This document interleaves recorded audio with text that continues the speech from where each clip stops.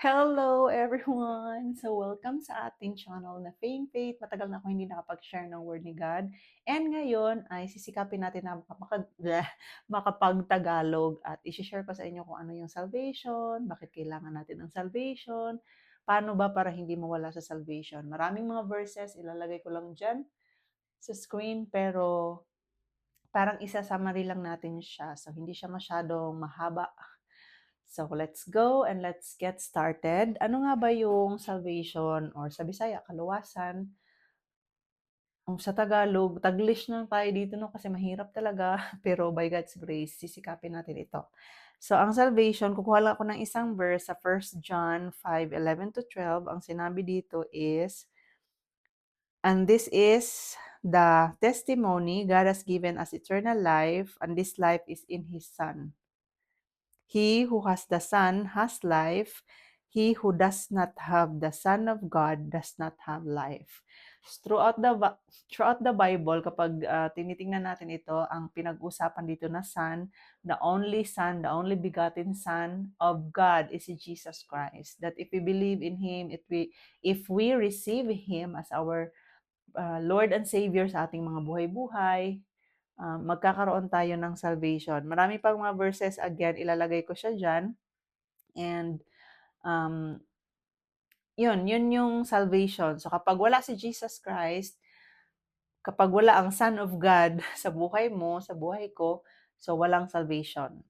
Ganyan siya kasimple. So, lahat ng mga tao, hindi lahat ng mga tao na naglalakad, nakikita natin, hindi lahat sila ay mapupuntang langit. Hindi lahat ng tao ay saved na.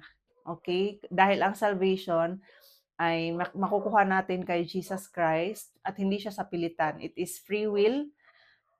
Hindi rin siya yung parang um, basta-basta nakukuha kung walang faith at kung walang acceptance, kung walang belief kay Jesus Christ. At hindi siya makukuha sa simbahan, sa pagiging mabait o sa kahit na kanino, but only in Jesus Christ. He is the way, the truth, and the life.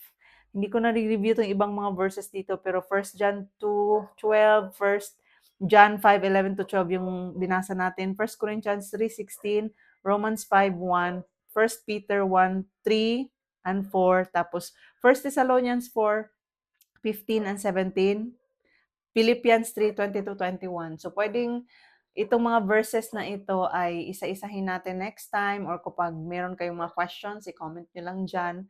Pag meron kayong mga reactions, i-comment nyo lang dyan para pag-usapan natin siya ng medyo expand.